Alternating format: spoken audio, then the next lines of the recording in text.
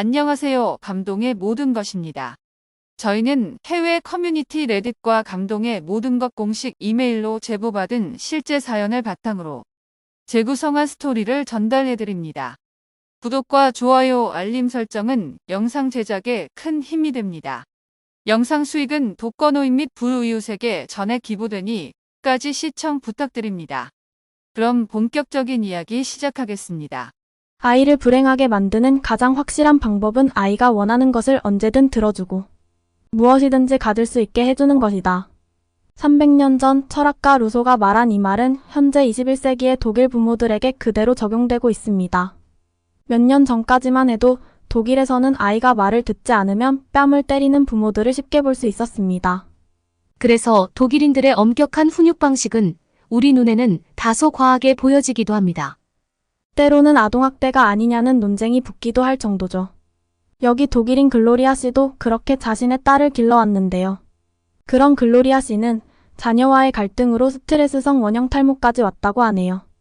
그런 그녀가 한국에서 온 인생의 구원자를 만났다는데 과연 어떤 사연이 있는 것일까요? 그럼 본격적인 이야기 시작하겠습니다. 안녕하세요. 저는 독일에 살고 있는 글로리아라고 합니다. 저에게는 소중한 딸이 있는데요. 모든 부모가 그러하듯이 자신의 그 무엇보다도 소중한 존재가 자식이라고 생각합니다. 그런 자식을 위해서라면 목숨도 아깝지 않은 게 부모죠. 그렇지만 그런 사랑하는 마음과 별개로 기본적으로 저를 비롯한 독일인들은 아이를 훈육이 필요한 존재라고 생각합니다. 아이들은 크면서 모두 거절과 좌절을 경험하게 됩니다.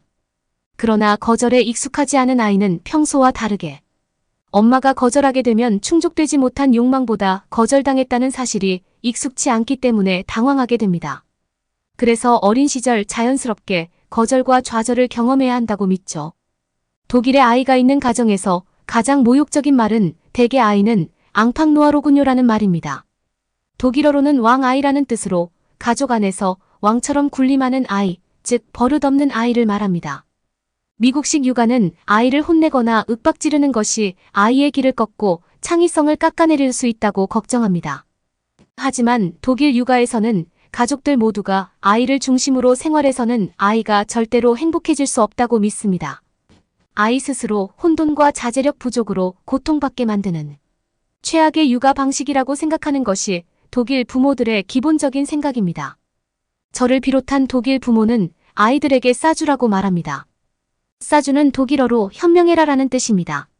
세상은 혼자 살아가는 게 아니라 모두 함께 사는 곳이기 때문에 해서는 안 되는 것들이 있다는 걸 이해하고 받아들여라. 이것은 독일식 육아의 핵심 개념인 카드르입니다. 카드르는 독일어로 틀이라는 뜻으로 매우 단호한 제한이 존재하고 부모가 그걸 엄격하게 강제한다는 뜻입니다. 이렇게 아이들도 원한다고 다 가질 수 없고 원하는 것을 얻기 위해서는 기다리고 무엇인가를 포기해야 한다는 것이 독일 부모의 생각입니다. 독일 아이들은 유아기부터 걸음을 뗀 돌쟁이 아기 또한 예외 없이 엄마의 대화, 엄마가 하던 일을 마칠 때까지 기다림을 계속하게 됩니다. 아이에게 기다림이란 자기절제를 위한 인생 첫 번째 교훈입니다. 이 과정에서 아이는 끊임없이 욕구, 불만을 스스로 조정하고 대처하는 법을 배우게 됩니다. 독일 엄마들은 아이에게 모유를 먹이기도 하지만 분유, 수유를 선호해요. 저도 역시 클로에가 태어나고 초유만 먹이고 바로 분유 수유로 바꿨습니다. 대부분 산부인과를 나오거나 신생아기를 지나면 모유를 끊고 분유를 먹입니다. 모유의 좋은 점은 알지만 엄마인 저의 인생도 중요하니까요. 아기에게 분유를 먹여야 남편이 대신 수유를 할 수도 있고 저도 와인을 마시며 외출도 자유로울 수 있기 때문입니다. 그리고 아기를 재우는 방법도 조금 다른데요. 아기가 깬다고 바로 달려가지 않고 아이가 다시 잠들도록 몇 분 정도 기다립니다. 곁에서 아이가 왜 우는지 관찰하지만 바로 행동하지 않고 잠시 지켜봅니다. 아이를 그냥 두면 다시 잠들 수 있는데 엄마가 자꾸 아이 수면에 개입하면 아이는 거기에 적응해버리기 때문에 이를 방지하기 위해 잠시 멈춰 있다는 것입니다. 2시간마다 깨어나 칭얼거리고 우는 아이는 예민한 것이 아니라 엄마가 그렇게 길들였다고 생각합니다. 그래서 우는 아이를 잘 달래주지 않죠. 또한 조금 자라서 아이가 음식을 먹게 되면 어린이용 음식을 준비하는 것이 아니라 어른과 같은 메뉴를 먹습니다. 딴 어른들이 먹는 식단과 같지만 아이들의 연령에 맞추어 음식을 자르거나 으깨워줍니다. 저는 저의 이러한 생각과 사고방식이 분명히 맞다고 생각하고 아이를 양육해왔습니다. 당연히 아이가 떼를 쓰거나 소리를 지르는 등 예의 없는 행동을 하면 강하게 훈육을 했고 때로는 필요하다면 체벌도 했습니다. 요즘 독일도 조금은 분위기가 바뀌어서 공공장소에서 아이를 때리는 일은 자제하는 편이지만 집에서는 계속 그런 분위기이지요. 저 역시 어린 시절에 아주 엄격한 분위기 속에서 자랐습니다. 평생을 교사로 사셨던 어머니의 영향으로 저 역시 약간은 원리 원칙을 중요시하는 성격으로 자랐던 것 같아요. 절대로 내 집에서 앙팡 루이는 용납될 수 없다는 신념으로 살았네요. 그래서 제 딸 클로에가 12살쯤 되었을 때 슬슬 사춘기가 오고 반항기를 보이기 시작했을 때 저는 너무 힘들었습니다. 딸은 어린 시절부터 제 강한 훈육 방식에 잘 따라와줬고 순하고 순종적인 사랑스러운 아이였는데 어느 순간 다른 아이가 되어버렸어요. 저에게 알게 모르게 상처였던 부분은 남편에게는 그렇게 공격적이지 않은데 유독 저에게만은 공격적인 모습을 보인 거죠. 저와 둘이 있을 때는 항상 12조의 말투이며 사고를 치곤 했죠. 일부러 물잔을 엎어버린다든가 쓰레기통을 발로 차며 쓰러뜨리는 행동 등을 했는데 그때마다 저는 대체 왜 이러냐면서 꾸짖었죠. 이제 다 큰 아이를 5살 때처럼 때려서 가르칠 수도 없는 노릇이었고 저는 스트레스로 점점 지쳐갔습니다. 그렇게 몇 달이 지나가니 저에게는 그한 스트레스성 원형 탈모가 찾아왔어요. 제 목숨과 바꿔도 아깝지 않은 딸이었는데 어느 순간 저를 가장 힘들게 하는 존재가 되어버리다니 저는 딸과의 관계 개선을 위해 무엇이라도 해야 했습니다. 지푸라기라도 잡는 심정이었죠. 그 무렵 클로에는 한국 어느 아이돌 그룹에 푹 빠져 있었습니다. 클로에의 방에 가면 늘 그들의 노래가 나오고 어느 순간 유튜브로 한국 드라마도 보고 한글도 공부하더군요. 그러다가 클로에가 아빠에게 말하길 한국어를 제대로 배워보고 싶다고 했다네요. 남편도 힘들어하는 저희 모녀 사이에서 관계 개선을 위한 여러 방법을 찾고 있었는데 남편이 제게 한 가지 제안을 했어요. 남편 회사에 한국분이 계신데 그분의 아내가 독일어도 잘하시고 한국에서는 교사 생활을 오래 하셨고 마침 자녀들도 다 출가하고 적적해 하신다. 그분께 한국어도 배우고 하면 어떻겠느냐고요. 저도 그 무렵 회사에서 승진을 앞두고 있어 꽤 바쁘던 시기였어요. 해외 출장도 몇 주씩 이어지기도 했고요. 그래서 저는 그 중년의 한국 여성이 클로에의 가정교사처럼 한국어도 가르쳐주고 아이의 식사도 챙겨주며 돌봐주는 것을 허락했습니다.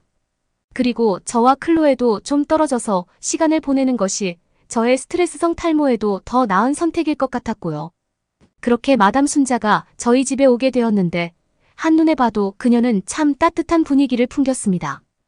푸근한 인상과 온화한 미소가 매력적인 부인에게는 처음부터 신뢰가 갔어요. 그런데 문제는 저의 딸 클로에였습니다. 사춘기 소녀 특유의 반항심으로 클로에는 자기가 한국어를 배우고 싶은 건 맞지만 한국 할머니에게 보살핌을 받고 싶은 건 아니다. 내가 어린애도 아니고 부모는 필요 없다며 거부하더라고요. 그때 약간 갈등이 생겼지만 남편은 저에게 마담에게 맡기고 출장을 다녀오라고 하더라고요. 그렇게 저는 일주일간 집을 비웠습니다. 그리고 저는 돌아올 때쯤 클로에가 마담과 환하게 웃으면서 찍은 셀카를 휴대폰 메시지로 받았습니다. 저는 딸 아이의 모습을 보면서 안심이 되면서도 한편으론 마음이 복잡해졌습니다. 남편과도 잘 지내고 심지어 만난 지 얼마 안 된 외국 여성과도 잘 지내면서 평생을 함께 살아온 저하고만 유일하게 못 지내는 이유를 이해할 수 없었죠. 독일에 돌아와서 슬픔에 잠긴 저는 자연스럽게 마담에게 제 심정을 하소연하기 시작했습니다. 마담 대체 뭐가 문제인지 모르겠어요. 모두와 잘 지내면서 왜 저에게만 나를 세우는 걸까요? 너무 속상해요. 저의 말을 묵묵히 듣고 있던 마담은 제게 조심스럽게 이야기를 꺼냈어요. 처음 만난 클로에는 사춘기 소녀 특유의 반항기를 풍기며 날카로웠다고 말했습니다. 밥을 먹으라고 아무리 불러도 계속 들은 척도 하지 않았다는데 저하고도 흔하게 있는 일이었죠. 사춘기가 온 클로에는 저와 식사를 거의 하지 않았어요. 저도 아이와의 기싸움에서 지지 않으려고 한번 이야기하고 아이가 먹지 않으면 바로 먹을 것을 다 치워버렸습니다. 그렇게 단호하게 해야 버릇을 잡는다고 생각했어요. 하지만 마담의 방법은 조금 달랐는데요. 일부러 불고기를 맛있는 냄새를 풍기며 요리하면서 혼자 먹는 모습을 보여줬죠. 마담은 클로에가 방문을 열고 몰래 쳐다보는 시선을 느꼈지만 무시했다고 합니다. 그리고는 일부러 남은 음식을 식탁에 차려놓으셨죠. 배도 고팠고 호기심도 잃었던 클로에가 몰래 음식을 먹다 마담과 마주친 거죠. 마담은 편하게 앉아서 먹자. 그리고 불고기는 따뜻하게 먹어야 제맛이야 라고 웃으면서 말했고 그때 처음으로 제대로 된 대화를 나눴다고 해요. 식사를 끝낸 뒤에도 마담은 일부러 클로에가 뭘 하든 신경을 쓰지 않는 것처럼 행동하며 자기 할 일을 하셨습니다. 실제로는 클로에를 다 지켜보고 있었지만 일부러 그런 척 하셨죠. 그러면서 올 때마다 클로에가 열심히 보고 있는 한국 드라마에서 나오는 한국 음식들을 해주기 시작하신 거죠. 클로에는 못 이기는 척 다가와서 음식을 먹고요. 그렇게 3일째 아침이 되자 클로에가 마담에게 혹시 김밥을 만들어줄 수 있냐고 물었다네요. 마담은 웃으면서 그럼 당연하지 먹고 싶은 음식은 얼마든지 언제든지 너를 위해 만들어줄 수 있어. 성장기 아이들은 밥을 잘 먹어야 해. 뭐든 먹고 싶은 게 있으면 이야기하라고 대답해주며 함께 김밥을 만들었다고 해요. 김밥을 만들면서 마담은 자연스럽게 클로에와 대화를 했는데 딸은 마담에게 한국 엄마들은 항상 아이들이 좋아하고 원하는 것을 이렇게 요리해주나요? 드라마에서 보니까 그렇더라고요 라고 물었고 마담은 그럼 우리 딸들은 모두 학교 갔다 돌아오면 엄마표 떡볶이랑 간식을 해달라고 아우성이었어라고 이야기하자. 클로에가 조금 슬픈 표정을 지었다고 해요. 그러면서 엄마는 자기가 뭘 먹든 말든 잘 신경 안 써요. 그리고 자기가 집안을 걸어 다닐 때마다 또 무슨 사고를 벌이지 않을까라는 한심한 눈빛으로 쳐다본다라는 말을 했다고 합니다. 저는 그 말을 듣고 순간 굉장한 충격을 받았습니다. 그런 딸의 말이 서글프기도 하고 양심에 찔리기도 했습니다. 요즘에 제가 클로에와 함께 있을 때 곱지 않은 눈빛으로 쳐다볼 때가 많았던 것은 사실이었으니까요. 하지만 그 눈빛은 걱정과 화가 섞인 눈빛이었지 절대 클로에를 한심하게 생각해서가 아니었는데 아이가 그렇게 생각할 줄 몰랐어요. 그리고 음식 또한 아이를 위한 특별한 것을 한다고 여겨본 적이 없기도 했네요. 이어진 대화에서 클로에는 자기가 요즘 엄마한테 상처를 많이 준 것 같다. 그래서 엄마의 원형 탈모가 온 것 같기도 하다며 울었다고 해요. 그렇지만 자기도 엄마한테 상처받은 부분이 많아 자기도 모르게 퉁명스럽게 대꾸하거나 엄마의 차가운 말투에 화가 나 일부러 거친 행동을 하게 된다고 말했습니다. 저는 그 말을 듣고 제가 클로에에게 어떤 식으로 말하고 행동했는지 되돌아보기 시작했습니다. 생각해보니 저는 클로에한테 친절하게 말한 적이 없었습니다. 따뜻하고 살갑게 챙겨준 것도 크게 없던 것 같고요. 어렸을 때는 클로에가 말을 듣지 않으면 체벌을 가하면서 엄하게 대했고 10살이 넘고 나서는 더 이상 때리지는 않았지만 여전히 버릇없게 굴지 마라, 예의 없게 굴지 마라는 말을 달고 살았죠. 독일은 유럽에서도 체벌이 심한 나라 중 하나였고 저 또한 상당수의 독일 부모와 똑같았죠. 아이한테는 그렇게 행동해야만 한다고 배워왔고 엄격한 말투만큼은 몸에 배어 있었죠. 마담은 정중하게 저에게 몇 가지 조언을 해주었습니다. 클로에와 관계를 개선하고 싶다면 제가 부드럽게 대화하는 법을 배워야 한다고 했습니다. 아이가 잘못했을 때는 엄격하게 대해야 하지만 항상 엄격하면 오히려 아이가 자랄수록 부모에 대한 분노만 자라난다고 이야기했죠. 아이가 실수를 해도 일부러 그런 게 아니면 무작정 화를 내지 말라고도 하셨습니다. 그리고 아이에게 부모는 집은 따뜻한 곳이면 좋겠다고요. 그래야 아이가 자라면서 밖에서 무너지는 일이 생겼을 때 자신에게는 든든한 내 편의 배경이 있다 생각하고 다시 일어설 수 있다고요. 이 말은 제 마음속 깊이 울림을 주었습니다. 돌이켜보면 저 자신조차 자라면서 이런 따뜻한 품이 내내 필요했던 것 같아요. 그러나 외면하고 살았습니다. 마담이 저희 집에 오고 나서 저희에게는 큰 변화가 생겼습니다. 우선 저는 클로에와 함께 따뜻한 한 끼 식사를 위해 공을 들이고 클로에도 더 이상 저에게 12조의 말투로 말을 하지 않았습니다. 딸도 저를 위해 노력하고 있다는 생각이 들자 저는 가슴이 먹먹해졌습니다. 저는 그 뒤로 아이에게 차가운 말투로 말하지 않으려고 노력했고 아이도 저의 이런 모습을 보면서 갈수록 더 나은 모습을 보여줬죠. 마담의 제안으로 일주일에 2번씩 마담에게 클로에와 함께 한국어를 배우고 있는데 클로에와 함께 공감대가 형성되니 대화가 매우 부드러워지고 있어요. 또 한 번에 모든 것을 치유할 수는 없지만 여전히 우리 두 사람은 가까워지기 위해 노력하고 있는 만큼 언젠가 말하지 않아도 서로의 마음을 아는 가까운 사이가 될 것을 믿어 의심치 않습니다. 마담 순자를 만난 건 정말 행운이었습니다. 그녀를 통해 따뜻하고 너그러운 방식의 육아도 필요하다는 것을 배웠고요. 제 사연은 여기까지입니다. 전 세계 어느 나라를 보든 아이에 대한 관심과 사랑은 엄청납니다. 특히 미국은 험악하기로 소문난 악질. 범죄자들도 자신이 생활하는 감옥에 아이와 관련된 범죄로 들어온 죄수는 가만히 두지 않습니다. 하지만 그럼에도 이와 관련한 범죄는 끊이질 않죠. 그런데 유독 아이에 대한 사랑이 남다른 나라가 있는데 그곳은 바로 우리나라입니다. 옛날 속담에 마을이 아이를 키운다는 말도 있고 또한 내 아이가 아니더라도 우리 아이라는 생각으로 주변 모든 사람들이 보살피고 사랑해줍니다. 특히 우리나라 문화가 크게 관심을 모으면서 여러 드라마가 관심을 받았는데 드라마상의 내용 중 아이에 대한 유별난 한국인의 관심이 이슈가 됐던 적도 있습니다. 출산율이 전 세계 최저를 찍고 있는 현 시점에서 더더욱 아이에 대한 중요성이 부각되는 거 아닌가 싶은데 한 외국인은 몇 달 전에 한국에서 겪은 특별하고 당황스러운 일에 대해 글로벌 커뮤니티에 글을 작성했는데 어떤 내용인지 확인해 보겠습니다. 안녕하세요. 저는 일본의 후쿠오카에 사는 야마모토입니다. 여러분은 30살이 넘은 결혼한 여자가 다른 나라 가수에 빠져 사는 것을 어떻게 생각하시나요? 제 주변에 해당 이야기의 주인공이 있고 슬프게도 그녀는 저와 평생을 같이 살아갈 아내입니다. 아내는 연애를 할 때까지는 평범했어요. 하지만 결혼하고 출산한 이후 갑자기 한국 노래를 듣기 시작하더니 한국 가수와 사랑에 빠져 연애할 때 저를 바라봤던 눈으로 가수의 영상을 보더라고요. 앞으로 한 번을 마주칠 일 없는 사람을 그런 눈으로 보고 있으니 질투도 나고 화도 나는데 더욱 싫은 것은 집 벽면이 점점 그들의 사진으로 채워지고 있다는 것입니다. 마치 15살 소녀처럼 좋아하는 아내를 보고 있자니 딸을 2명 키우는 느낌까지 들더군요.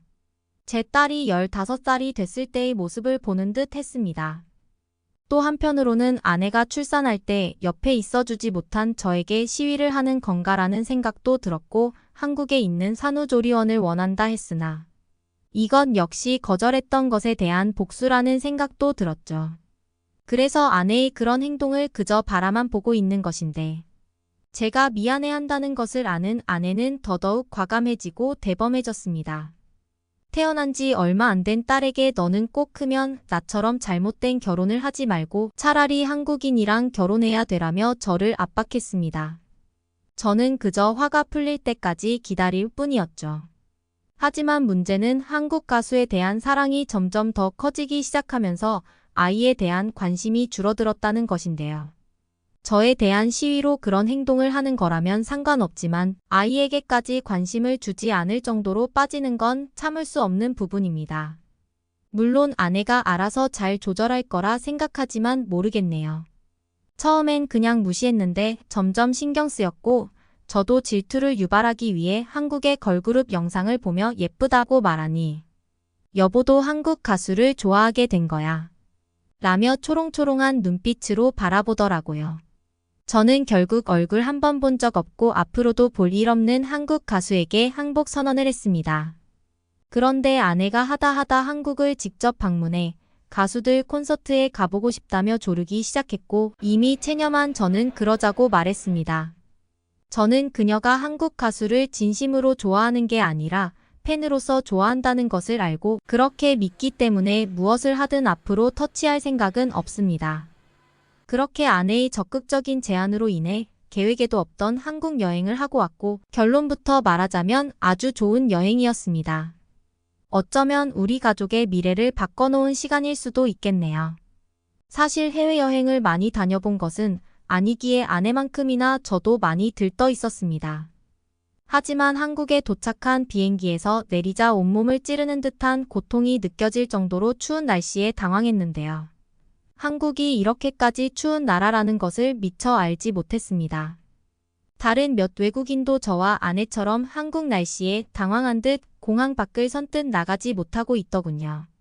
한국인으로 보이는 사람들은 만년설이 내리는 산에 등산하러 가는 듯 두꺼운 패딩을 입고 있었는데 공항 안에서 좀 춥긴 했으나 너무 과한 거 아닌가라고 생각했지만 밖을 나서는 순간 한국인들의 선택이 옳다는 것을 바로 알았습니다. 저는 날씨가 찌르고 때려서 아프게 할 수도 있다는 것을 한국에서 처음 알았습니다. 그런데 한국을 돌아다니다 보니 아주 충격적인 장면을 목격하게 됐는데 일부 사람들은 매우 추운 날씨에도 불구하고 양말조차 신지 않은 채로 슬리퍼만 신고 돌아다니더라고요. 일부 사람들은 심지어 장어처럼 보이는 옷을 입고 있었습니다. 이 미친 날씨에 한국인들은 적응을 한 건지 그저 놀라울 뿐이었죠. 한국에 도착하고 2일 뒤 아내는 한국 가수 콘서트에 가야 되니까 딸을 혼자 보고 있으라고 하더군요. 솔직히 이때 좀 많이 서운했습니다. 본인이 표를 예약했다고 했기에 당연히 저와 같이 갈 거라 생각했는데 혼자 가는 건 전혀 예상하지 못했거든요. 아내는 표를 2장 구하려고 했는데 구할 수가 없었고 또 딸을 데리고 갈 수는 없으니까 어쩔 수 없는 선택이었다고 합니다. 여기서 제가 화가 나는 게 비정상적인 걸까요? 일단 약간 짜증 섞인 말투로 다녀오라고 했고 저는 딸과 서울 근처를 여행해 보기로 결정했습니다. 가능하면 택시로 이동을 하고 싶었으나 사람들이 한국 지하철에 대한 칭찬을 너무 많이 했기에 궁금하여 지하철로 이동을 했습니다. 그런데 너무 급하게 나왔던 탓인지 아니면 아직 초보 아빠라 그런지 한국 날씨를 생각하지 못하고 딸을 좀 춥게 입히고 나왔나 봅니다. 이것을 알게 된 이유는 지하철을 타고 이동하는데 한 할아버지가 제게 말을 걸었기 때문인데요. 딸을 안고 지하철에 탑승했는데 이미 자리는 꽉 차 있고 많은 사람들이 서 있었습니다. 그런데 전철 칸크 쪽은 비워져 있길래 앉아도 되는 건가 싶었으나 유리창 위에 노인이나 몸이 불편한 사람 혹은 임신부에게 자리를 양보하라는 문구가 적혀 있더라고요. 솔직히 좀 놀랐습니다. 이것이 한국에선 법으로 정해져 있는 건지 모르겠지만 아무리 법으로 정해놨다 하더라도 내 나라 대부분의 사람들은 이것을 어기고 자리에 앉았을 텐데 한국인들은 그것을 너무 정직하게 지키고 있었습니다. 실제로 한국 전철은 양쪽 끝에 이런 노약자석이 존재하는데 할머니나 할아버지만 앉아 있더라고요. 그런데 한 할아버지가 저를 보더니 오른손으로 의자를 두드리며 앉으라는 듯한 행동을 취했고 저는 처음엔 거절했으나 딸이 불편할까 싶어 자리에 앉았습니다. 다시 말하지만 저는 앉고 싶지 않았으나 오로지 딸이 불편할 것 같아서 앉은 것입니다. 그러자 그는 대뜸 유창한 영어로 저에게 어느 나라 사람이냐 물었고 또 딸은 얼마나 된 거냐 물었습니다. 그렇게 짧은 대화가 오가는 와중에 갑자기 약간 화를 내면서 저에게 너는 따뜻하게 입고 딸은 춥게 입히면 어떡하냐. 너가 춥더라도 딸은 추우면 안 되지라고 하더군요. 솔직히 제 딸인데 할아버지가 무슨 권리로 그런 말을 하나 약간 화가 났지만 한편으론 내 딸을 걱정해서 해주는 말이라는 것을 알고 고마우면서 따뜻함을 느꼈습니다. 그리고는 그는 주머니에서 무언가를 꺼내 제 딸의 손을 갖다 댔는데요. 그것은 다름 아닌 핫팩으로 겨울에 한국인들이 자주 사용하는 물건 중 하나라고 합니다. 스마트폰 정도의 크기밖에 안 되는 게 의외로 쥐고 있으면 따뜻하더라고요. 저는 그에게 고맙다는 인사를 했고 약간의 대화를 더 이어가다 그가 내려야 되는 역이라며 일어났습니다. 그래서 저는 핫팩을 돌려주려고 했는데 괜찮다며 아이 손을 따뜻하게 해주라고 하더군요. 처음에는 내가 외국인이라 이렇게까지 친절하게 대해주는 건가 싶기도 했고 혹시라도 돈을 달라고 하는 건 아닌지 다른 사기를 치려고 하는 건 아닌지 의심했으나 그는 순수하게 제 딸을 위해 혜택을 준 것이었습니다. 그가 전철에서 내리자 순간 고민이 됐는데요. 내가 지금 앉아있는 의자에서 일어나야 되는 걸까 아닐까? 속으로 매우 고민을 하던 찰나에 한 할머니가 타시더니 제 옆에 앉았습니다. 그리고는 할아버지와 똑같이 제 딸의 발을 가리키며 한국어로 무슨 말을 했는데 짐작을 해보면 추운 날씨에 양말 없이 신발만 신으면 딸이 추울 거라는 것을 말하고 싶어 했던 것 같습니다. 그리고는 주머니에서 자신의 장갑을 꺼내 딸의 발에 끼워줬는데 장갑이 너무 커서 맞지 않았지만 어떻게든 끼워주려고 하는 할머니 모습을 보며 도저히 거절할 수가 없겠더라고요. 그리고 그녀도 할아버지처럼 장갑을 선물로 주고 전철에서 내렸습니다. 대체 한국인들은 왜 이렇게까지 내 딸에게 친절한지 의문이 들었죠. 이후 콘서트를 보고 온 아내에게 저에게 일어났던 일을 지금과 똑같이 이야기하니 믿지 못했습니다. 저를 거짓말쟁이로 몰고 가더군요. 너무 억울했지만 사실 제가 말하면서도 이게 현실이 맞나 싶기도 했습니다. 그리고 이것과 별개로 아내와 관계에 대해 진지한 대화를 했습니다. 분명 출산할 때 옆에 있어주지 못한 건 핑계댈 수 없는 제 잘못이 맞지만 저도 사정이 있었으니 못 갔던 것이니까요.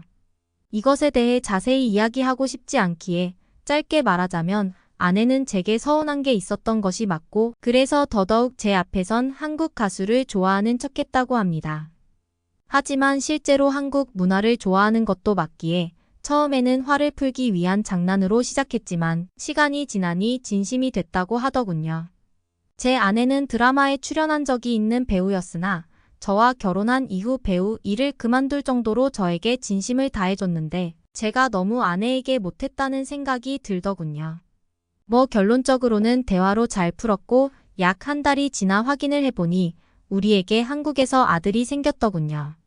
하여튼 다음날 저와 아내는 딸과 함께 돌아다니고 있었는데 제 아내보다 약간 나이가 더 많아 보이는 여자가 다가오더니 저 일을 멈춰 세웠습니다. 그리고는 딸을 보며 추울 것 같다며 자신이 들고 있던 혜택을 주더군요.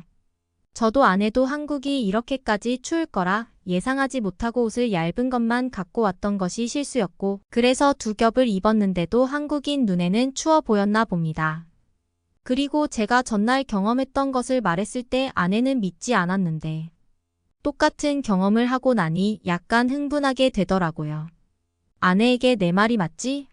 한국인들 정말 특별하다니까라며 신난 아이처럼 말했습니다. 그제서야 아내는 제 말을 믿었죠.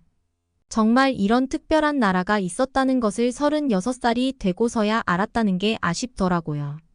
아내의 일방적인 권위로 갔던 한국이지만 우리 가족에게도 그리고 몇 달 뒤 태어날 아들과 더불어 아이에 대한 특별한 행동을 보여준 한국인들에게도 너무나 고맙고 뜻깊은 여행이었습니다. 말이 길어졌는데 제가 하고 싶은 말은 아들이 생겼다는 것을 축하받고 싶습니다. 외국인의 글은 여기까지입니다. 보는 사람마다 춥겠다고 말하는 걸 보면 실제로 보지 않아도 얼마나 춥게 입히고 돌아다녔을지 안 봐도 뻔하네요. 그럼 바로 해당 글에 대한 해외 반응 살펴보겠습니다. 실제로 한국에서 살고 있는 사람으로서 아이와 함께 외출하면 주변 모든 한국인의 관심을 받을 수 있어. 그리고 너는 육아를 못하는 초보 아빠가 되는 거지. 아들이 생긴 거 축하해. 하지만 한국인들이 자신의 혜택을 줄 정도면 육아에 대한 공부를 좀 해야 되지 않을까 싶다. 자신의 혜택을 줄 정도면 대체 얼마나 춥게 입히고 돌아다닌 걸까? 궁금하네. 한국 겨울 날씨가 러시아만큼 춥다는 말을 본 적이 있는데 그런 날씨에서 혜택을 준다는 건 3일 굶은 사람이 물을 주는 것과 다르지 않잖아. 한국 할머니, 할아버지들은 특히 아이들의 발을 매우 신경 쓰는 것 같아. 나도 한국인과 결혼해 딸을 낳았고 외출하다 보면 꽤 자주 양말을 신기라는 말을 듣는다. 너가 한국인이 아니라 다행인 거야. 만약 한국인이었으면 할머니에게 10분 이상 잔소리를 들어야 했을 거다. 나는 한국인을 이해하지 못하겠어. 내 딸이 춥게 다니든 말든 무슨 상관일까? 나는 내 딸을 아주 강하게 키우고 싶기 때문에 추운 날씨에도 얇은 옷을 입힐 거야. 나중에 추위를 덜 타게 될 테니까. 우리는 그것을 학대라고 부르기로 사회적 합의를 했어. 근데 한국인들은 추위를 잘 못 참는 사람들인가? 나는 태어나서 한 번도 핫팩을 사본 적이 없거든. 한국인들은 몸이 약하구나. 약한 게 아니라 그만큼 한국 겨울 날씨가 미친 듯이 추운 거야. 너는 아마 핫팩이 아니라 전기 히터를 들고 다닐걸? 오늘의 사연은 여기까지입니다. 응원이나 남기고 싶은 말이 있으시면 댓글로 남겨주세요. 사연자분께 전달해 드리겠습니다. 저희 감동의 모든 것은 실제 사연 제보를 받고 있습니다. 채택되신 분께는 선물도 드리고 있습니다. 저희의 사연이 여러분의 하루의 작은 힘이 될 수 있었으면 좋겠습니다. 지금까지 한국의 감동적인 이야기를 전해드리는 감동의 모든 것이었습니다. 구독과 좋아요를 눌러주시면 영상 제작에 큰 힘이 됩니다. 감동적인 사연을 주변 사람들에게 공유하고 함께 이야기 나눠보세요. 끝까지 시청해주셔서 감사합니다. 더욱 더 좋은 영상으로 찾아뵙겠습니다.